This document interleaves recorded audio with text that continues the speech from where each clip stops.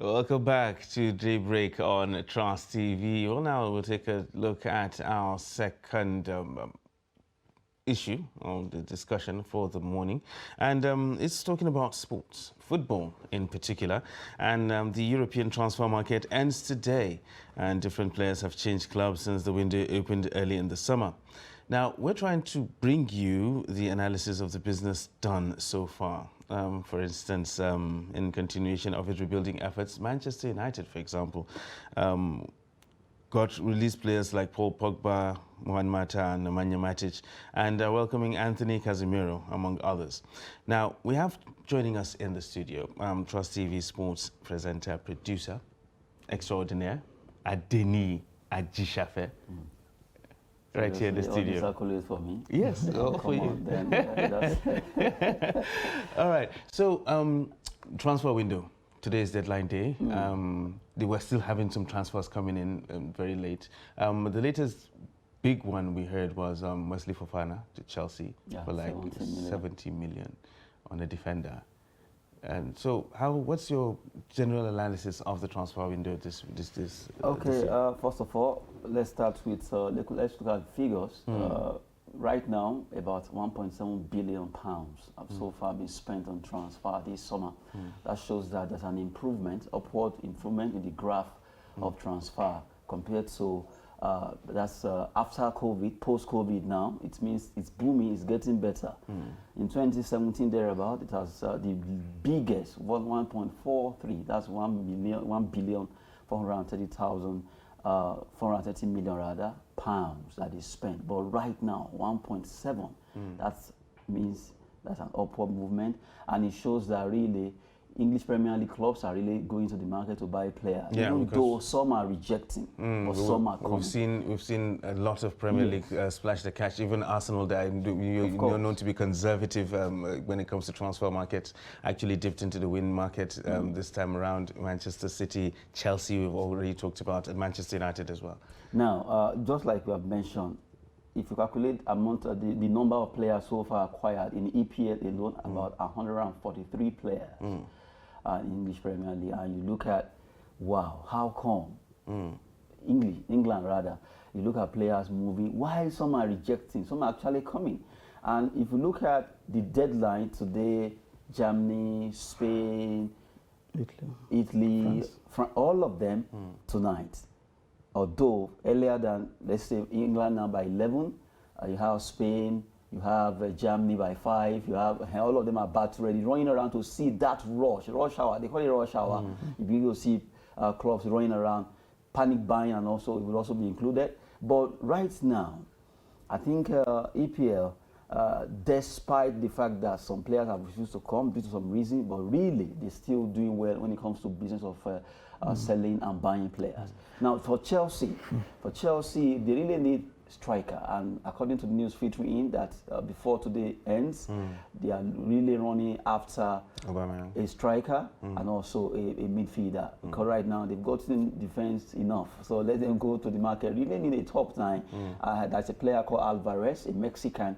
They are trying to bid about 51 million pounds. So Body is supporting that particular bid, and they should make sure they get him. For Neymar, right now, PSG offer Chelsea. Chelsea are ready to buy now. PSG are drawing back. Why? Neymar is scoring and he's doing well, and everything's and it's going to be difficult for them to get a replacement. So it's better for them to hold on to him. So that's very painful. But who knows? Maybe anything can still happen.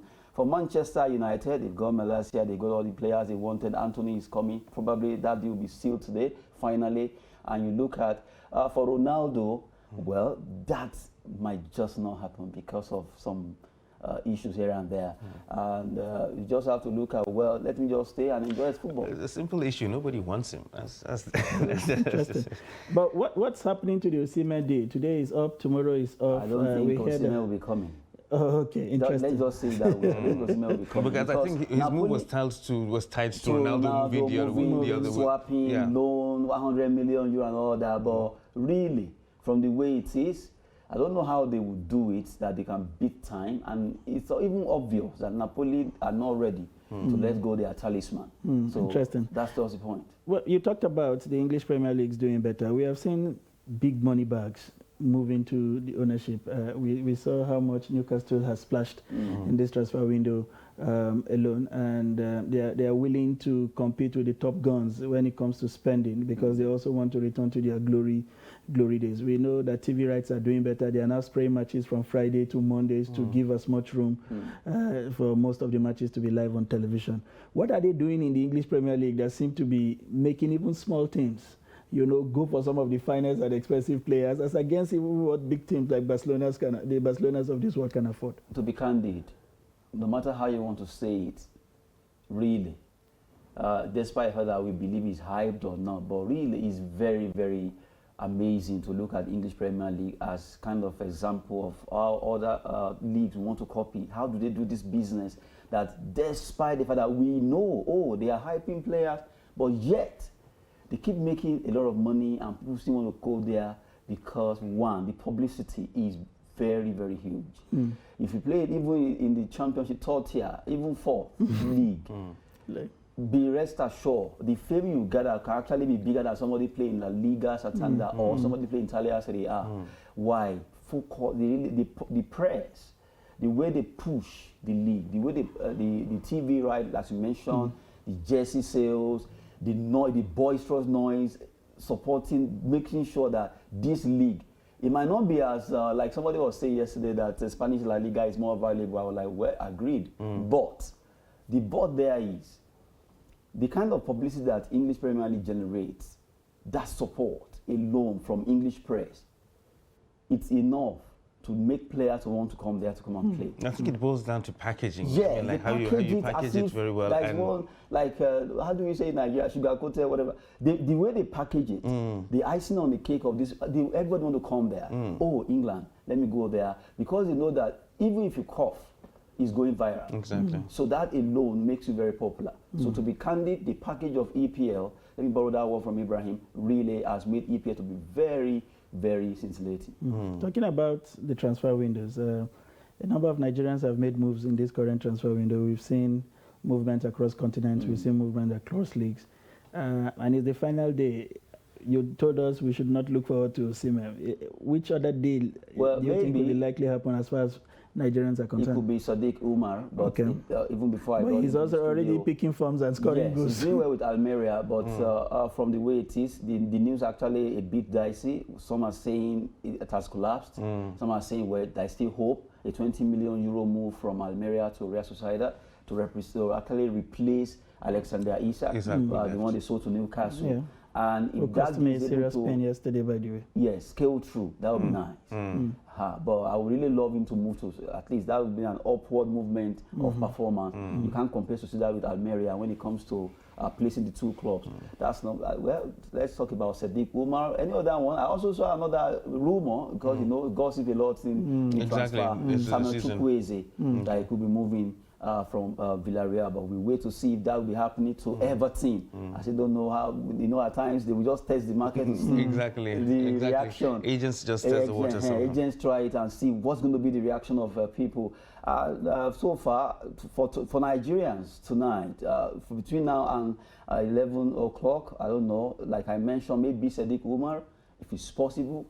And for those who have been at least like Awoni, like Dennis, they're happy with. Let's see what they can offer, because right now Aribo, I think Aribo also moved. Yes, like the 18 or 17 player got seen by Nottingham Forest, your club. Yes, they are not really answering well. I told you they will remain in the forest. I told you they'll go back to the forest that they came from. Yeah, it's actually not. They are feeling the heat now. Yeah, it's not all about, as we discussed, it's actually not all about the quantity you get, but what is the quality? What is the quality you're bringing? Because when I saw that move, actually I'm not condemning Awoni and Dennis' move to Nottingham Forest, but at times, these agents can always want to coerce you to just because their commission could be huge and all that. But you could look talk at about Nottingham Forest now. They are getting beaten from here and there. But you could talk about that. What if it's a publicity opportunity to get proper playing time and get snatched up by a proper club? But what if, now check, how many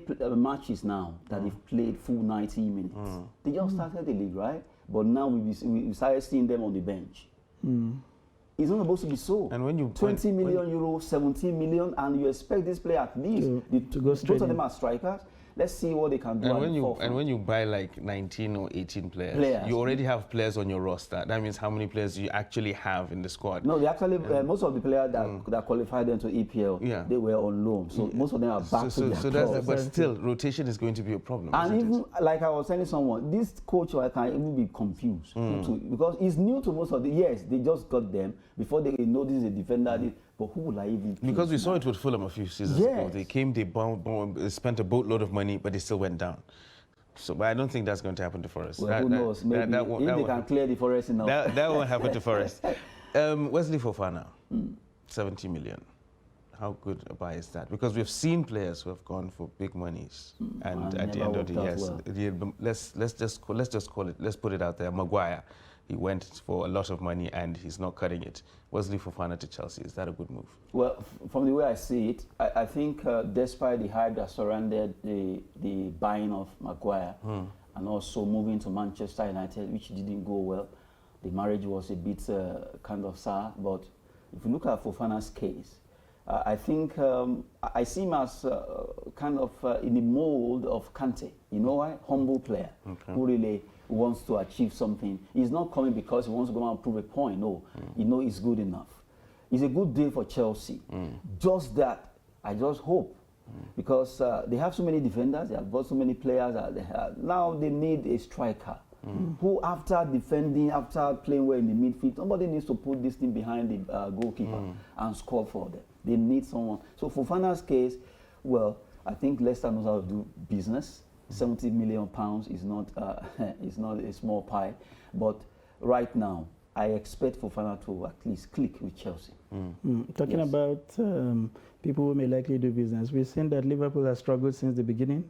We've seen injuries with major midfielders, and there have been talk about Bellingham from Borussia Dortmund. Is that likely going to happen with their current situation? They will pick up. They'll pick up. I think they started picking up. They started showing that really they are the team that never walk alone. They are right now drawing everything just to get those results. Yes, injury is really having a toll on the team performance, but I think right now Liverpool are beginning to show that yes, we are one of the best. We are Liverpool. It begins to show to other teams that even though we are down, we are not totally out. We can move and at least make sure we gather a lot of months. Let's move away slightly from the Premier League. One team that actually surprised a lot of people this summer is Barcelona. Barcelona were broke. Everybody knows that Barcelona does not have money, but they have made so much business this transfer window. Creative exactly, very creative business. I mean, like it's a wonder how Barcelona were able to pull off some of the moves they actually made during this transfer, competing with the likes of Chelsea, who have all the big money that they could spend. So how do you see Barcelona's business this season? I think they did very shrewd business. They were shrewd. Whoever is making those moves for them on the ground has really done well for Barcelona. And despite the fact that, you know, at times, if somebody, at times, all these clubs, they are very wise. They declare, okay, we don't have money, we don't have money. Not that they are totally out of cash. After all, they sold some rights. They did everything possible to have enough cash to go for these players. Okay, if you can get them first, it was just a plan, a process. Get the players, then we'll see how we can register them, which worked out.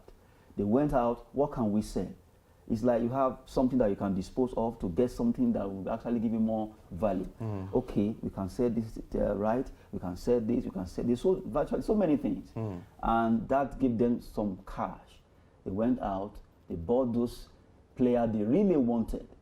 Right? And some of them even for reduced income. The players were willing to come to the new camp at a much lower amount. And they came. Look at Lewandowski. He had to drop his wages. He dropped it just to move in, and now he's working for them. Another thing, they were able to register, beating the deadline. The fair play, whatever, they would make sure they beat. The one that couldn't enter, they waited. That's with Jules Koundé's transfer. Now they've succeeded in registering him. All they are doing right now is, okay, who is going?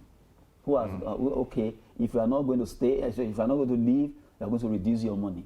Do you agree? I agree, stay. You are going, okay, look at Aubameyang's case now. Chelsea, either 15 million pounds or not. Now they can brag. Okay, no, we don't want 15 million pounds. They know Chelsea need a striker. Exactly. Now they are using that one to actually hold Chelsea by saying, okay, pay more. And give us Marcos Alonso as Alonso clause. 15 million is too small.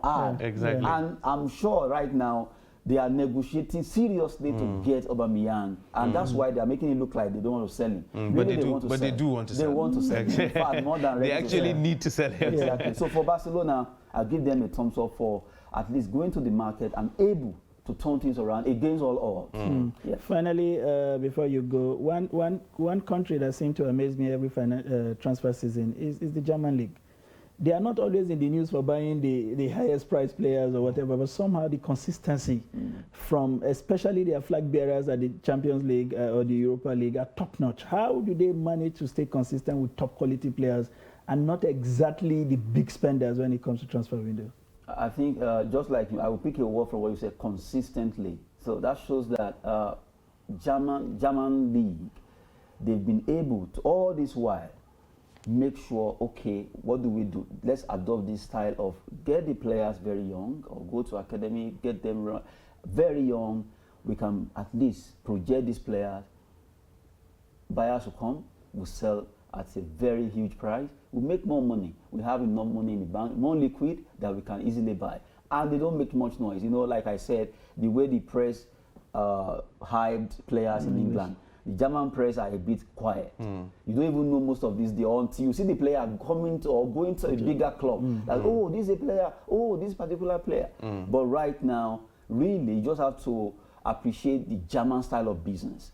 Among all the top 5 leagues in Europe, they've been the most consistent when it comes to having liquid, not having much issue of debt. You know, they are kind of healthy. The league is very healthy about when it comes to debt. They don't have much debt compared to others. They have that standard that, okay, we are not going beyond what we have.